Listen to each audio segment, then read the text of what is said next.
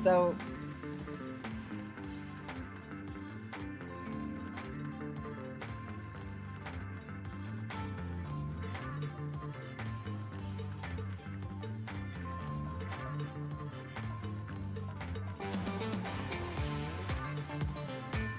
so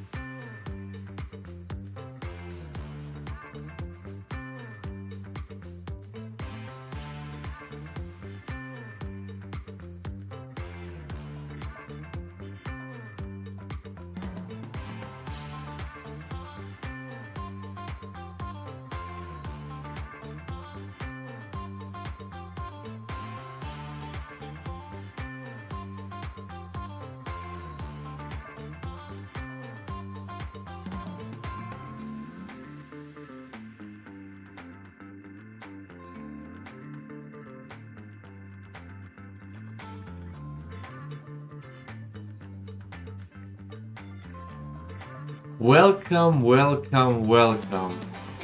to the second podcast episode of the HalfCourt. I'm very excited for the second episode.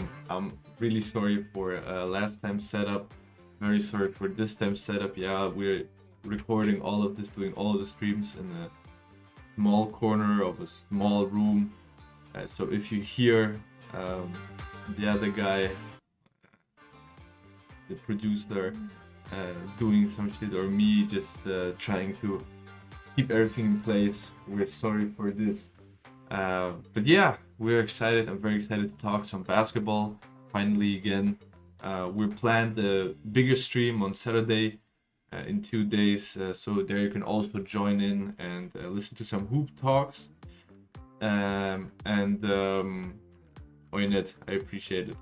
Let's do some hoop talks, and there we're gonna rank or do a little bit of a player prediction from right now. But for today, we have a little recap. It's 11 in the morning. My girlfriend wakes up, and it seems like she woke up. She will rip off my legs. So let's just start with a little something on a positive note. SGA, Shai Gilgeous-Alexander, arguably the best player this season, in my opinion, like the clear path MVP, number one contestants, in my opinion, and I'll explain to you why. A couple nights ago, SGA hit 51 points against the Rockets and then 41 against the Memphis Grizzlies back to back, which to me is just a sign of his dominance or his competitiveness. Both the Rockets and the Grizzlies are top teams in the West. Playoff per playoff picks with, of course, young teams, but teams which are on the top half of the Western Conference. People who are close to the OKC. Of course, the OKC are still pretty dominant in their own right, but yeah, SGA is just showing himself, and the direct competitor also in the MVP race, which is basically only between him and Jokic. And just basing on that, I mean, there's also like Tatum, and I believe Giannis is also in the race, but it's for me it's not really close. It's a two-man race, two-horse race. I think that's pretty established. And I believe that midst of all this MVP talk, Shai Gilgeous-Alexander are making statements that he is here, he's ready for the playoffs, he's ready to take this trophy, to finally show the world that he is really the guy. He is Himmy. He's just him. Or that's what he tries to portray to the fans, because he's making one good performance after another. The OKC are floating through a very, very tough Western Conference. And on Saturday, we'll also talk about their potential ceiling in the playoffs, which, like you can probably also believe and see, will be very good. Short to the Rockets, who lost, of course, to SGA's 51 points. The Rockets feel very good, even without Sengun and Amen Thompson. But yeah, they're not on the level of SGA or the OKC right now. Okay, moving on. I also want to talk about Caris LeVert's game winner as well. Maybe we can just see it right here. Great, amazing. On the Grizzlies as well, we're going to talk about the Grizzlies in a second. But the Caris LeVert trade, Caris LeVert is doing fine in Atlanta. I mean, he's not playing for the same things like he did in Cleveland, but I believe his role not really increased, but I think he's having more of a confidence boost, and also a boost in I forgot the word for it, when you're in charge of something. I mean, he got more things on his shoulder on the Hawks instead of the Cleveland Cavaliers. And the Hawks outlook is for the playoffs is not too great, also with Jalen Johnson now, but again, tune in on Saturday. The Grizzlies though, the Grizzlies lose another close game, this time to the Hawks. They also lost to the Spurs, then against the Knicks in a 1-point game, against the Spurs 2-point game, against the Cavs in a close 6-point game, and they barely won against the won against the Suns. The Suns, which is 1 or 2 points, which is, I mean, the Suns, it's a little bit embarrassing because the Suns are a very, very bad and awful team. I'm very sorry for this little clip we showed you right now. But yeah, the problem with the Grizzlies is losing these much close games is that they seem a little bit unexperienced. They seem a little bit young. And this was a team which competed with the Lakers and the T-Wolves in the last couple of off seasons. But this time around, um,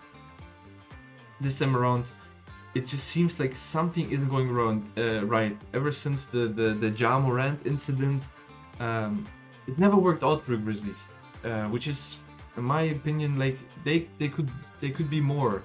And in my eyes, also Triple J is their new leader of the team, and it shows that they're playing very well again. Also with Ja playing just, I don't know, every second, third game, like missing half of the season as well.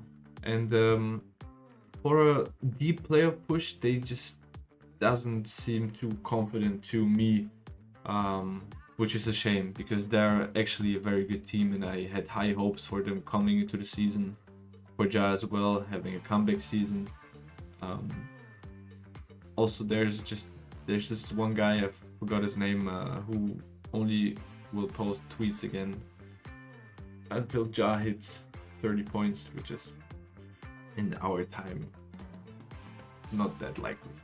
But then again, Grizzlies are still looking good, going sharp, and we're gonna see where they end up in the playoffs. Okay, talking about the one game winner, going to the second game winner. Yeah, we talk about Jacoby Walters game winner. We're gonna look at it one more time. Yeah, Jacoby Walters game winner against the Orlando Magic. Yeah, just wanted to show it because the Raptors are also just a team which is floating around. I mean, they have a bright future, I believe, as well. We're gonna talk about them in another episode. And yeah, the Magic are looking not so good without Suggs. They're just, I believe, let me just pull up the exact stats. 9-19 without Suggs, which sucks. So that, yeah, it's a bad look for Orlando, which also had a great start. They don't look too bad. I mean, with Franz and Paolo grinding up back, getting into the groove of things. Without Jalen Suggs, the eye test for me doesn't show too much of a difference, but the stats say that it's not that great. The stats even say that Franz Wagner is a more impactful player than Paolo, which I don't believe. I'm a big Franz Wagner fan. But yeah, Magic don't look too good right now, but again, we'll talk about them in the next episode as well a little bit more. In again, even bigger news, yeah, the GOAT debate, which sparked again against on the first take interview with Kai Cenat. Yeah, LeBron actually managed to hit 50k points. He hit 50k points in a crazy game with Luka, where they both had 30 points against a bad Pelicans team. I mean, they're also getting back into the groove a little bit, winning some games, but they're still the Pelicans this season. Yeah, just another great achievement for LeBron. 50k points, first one. It's, to be honest, completely insane to me, like how he does it still. I mean, you already know the LeBron love. He's just doing it in every fashion. Amazing player. I mean, we appreciate LeBron. Again, I don't want to go too deep into a GOAT debate or anything, but you should appreciate LeBron for the last couple of years. Since we don't know how long his leg will hold him, and Father Time don't hit him. So yeah, LeBron hitting 50 points is 50,000 points is insane. Luka had a great game. They outplayed the Pelicans. Pelicans also, yeah, winning some games lately. Zion looks very good. Trey Murphy looks very good. Also, Trey Murphy in the Deep 3 podcast said that Kelly Olynyk is an underrated player. Fine, it's fun. Watch the interviews, man. Deep 3 had very nice interviews from the All-Star break. They surprised me with Darius Garland and Baron Davis and everything. So that was fun. Go look at it. And we're gonna look at our next at our next topic, which are actually the Spurs. Yeah, the Spurs without Wemby are still putting up fights. They're putting up fights just because of basically two players who are playing amazing since the Wemby's absence. Two players that for me look very similar because of the hair, of course, to the haircut. I'm talking about Devin Vassell, who dropped 37 points against the Nets, and Stephon Castle, who dropped back-to-back 30-plus points since Wemby is out, coming off the bench, by the way, since the De'Aaron Fox trade, and I believe he's making statements.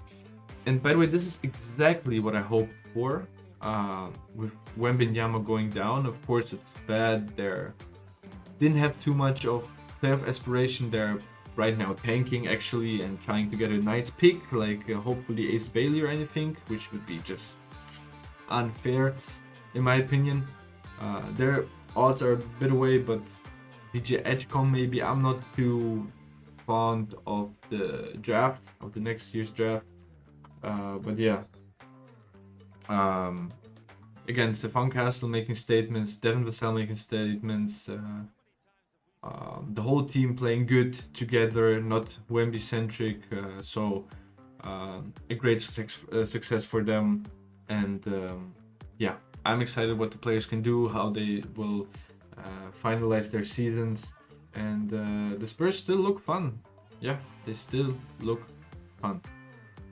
Good.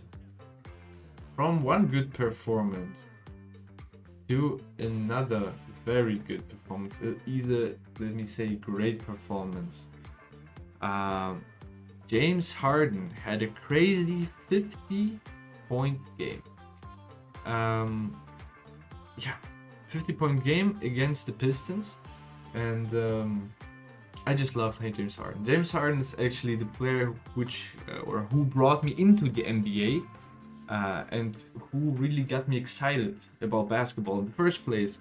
Yeah, I'm a very new generation basketball watcher, and I'm not too long into this game. I watched football, European football, for a majority of my life, and James Harden, I just saw him play Houston games. I followed his playoff push with CP3, and before that, even without it, the 7 seconds or less, 5 out. It was just for me incredible to see, and I didn't even understand it at this time, but it was still greatness before my eyes. And I'm just happy to see Harden play like this, see Harden be an all-star. Just I love it. I'm a great Harden fan, big Harden believer. He's putting up crazy stats this season. His efficiency is obviously down a lot, but he's still a great playmaker. He's still the system of the Clippers, and again, I'm just happy that he's doing so fine. Good. The next performance I wanted to talk about is Boston's match against the Portland Trailblazers yesterday, where there were no Tatum. And I believe there were Brown, but no Drew Holiday and no Kristaps Porzingis as well. And who took over the game? Derek White and Peyton Pritchard. Crazy to me to see that these players, we thought role players, are now bringing up these crazy numbers. I'm already working on a video on the role players, the average players in the NBA and their evolution. And I just believe that these are the prime examples of players embracing the roles and just finding themselves in a good situation and just being impactful. Like, man, Derek White at Spurs, he was a great player, but he never got the chance like he did in Celtics, where he's a staple. He played more minutes in the US national team than Tatum, which is also crazy to me. He started over Tatum, basically. And Peyton Pritchard, I loved him also since a couple years ago, where he didn't have the much of minutes, but when he was playing, also garbage time, he was always playing hard. An undersized guard who has a heart like a lion. And I believe Peyton Pritchard will be also the sixth man of the year this year, 100%, because he's just playing outrageously good. Yeah, in Boston's training they played the guard Pritchard game where they all just try to guard Pritchard, and they say that's the hardest thing they do in practice. Amazing, just amazing stuff. And now, yeah, wrapping up good news and great performances, we come to the very sad part of this. Yeah, this podcast or this episode for a show. Um, Kyrie Irving tore his ACL in the game against the Kings. I believe it was 2 days ago. And yeah, a lot of. I mean, I'm shocked. First of all, I'm upset, and I'm upset for the Dallas Mavericks fans because how much can a team lose? We start off with Derek Lively's season-ending injury. Then we go to the Luka Doncic trade. We come with the new player who got traded for Luka Doncic, Anthony Davis, who was supposed to be the savior of the Dallas Mavericks and bring them the chip which they couldn't win with Luka. The defensive mastermind Anthony Davis, who had a really great first game but got injured in it, so he is out as well.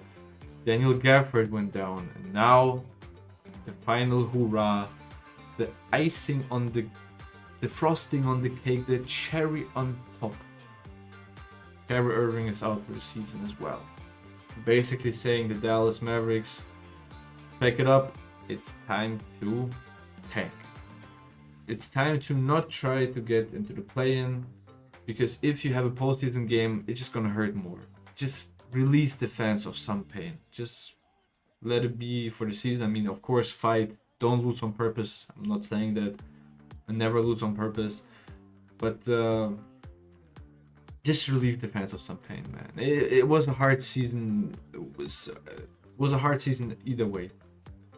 It wasn't supposed to be a hard season. Like, I have the feeling that before the Luka trade, okay, Derek Lively went down. This is a great loss, but they still had some aspirations for a great run. But now it just all went down the drains. The positive part about all of this, in my eyes, is that Kyrie Irving gets a lot, and I mean a lot of love from the NBA world. KD, Braun, fans, media, everybody just shares love and gives blessings to Kyrie and his family, which is amazing, man. Because Kyrie got a lot of hate. With past his comments on X and on some weird stuff and his whole COVID debacle. It's just great to see that Kyrie still gained his respect back in the league after his great performances. He really worked his way back. It wasn't like something just changed and people forgot about the past. I mean, it's also a part, but he stayed healthy again. He played some great basketball. And he showed with his skills and his dedication to the game that he deserves the respect that he got or he gets right now in the media. That's why Kyrie, get well soon. I hope next season you and AD make a great playoff run, and I hope you get the ring, to be completely honest with you, just for the sake of Dallas, just for the sake of the fans, and just for the sake of Kyrie Irving. One of the greatest players of our generation. Very upset to see him go down like this. Okay. Yeah. Leave some love for Kyrie. Just give him some love, send him some letters. And now, to finally come to the conclusion of this evening, something happened. I don't know if you can see it already on the screen, but something happened in the NBA world. They really did it. Stephen A. Smith, you make a lot of weird things. You make a lot of weird statements. You talk funny, but very good, very impressive. I watched for some time. I watched only First Take and only ESPN, and still a great fan of Stephen A. Smith. but he's an outrageous character. I mean, that's what you're supposed to be in media. And after taking over First Take, being his show, he made some interesting moves. But this one, I believe, is the most interesting one. Getting Kai Cenat to come on First Take to, I don't know what was planned, probably it was planned. I'm not too into the whole details of the NBA media, big media thing. But they started GOAT debating LeBron and MJ. The GOAT debate between Stephen A. Smith and Kai Cenat. It's hype. I mean, it's hype for the NBA. It's promoting the game. I mean, Kai Cenat, biggest influencer right now. It's people are gonna listen to it. They're gonna watch it. They're gonna maybe pay more attention to basketball. Also, his appearance in the last 2 celebrity games. But most and foremost, it's just rage bait. I believe I watched parts of the show. It was pretty funny. It's rage baity. That's what it's supposed to be. Get the masses involved. Let them see First Take. I mean, Stephen A. Smith is a very intelligent businessman. A very intelligent guy. He wouldn't be there where he is right now without being a smart businessman. Yeah. I believe it's just funny. It's very entertaining, but it doesn't help the case of the negativity surrounding the NBA. GOAT debating with Kai Cenat could have been a nice promotion. Still was fun in my eyes. I wouldn't put too much into it, too much thought into it, because it's Kai Cenat. It's just there for the vibes. You don't have to interpret the guy or the idea of Stephen A. Smith bringing it on the show. But it doesn't help the case that the NBA is surrounded by negativity. But it was a fun little spark, which I also enjoyed. I hope you enjoy. Look at the interviews. Actually, pretty fun. And I want to end it on this fun spark, on this fun activity. In these words, guys. Sorry for making it this short this time, this episode. But on Saturday, big podcast, big NBA rankings. Predicting the playoffs. I am excited. I hope you are too. So tune in and thank you for listening. Dankeschön.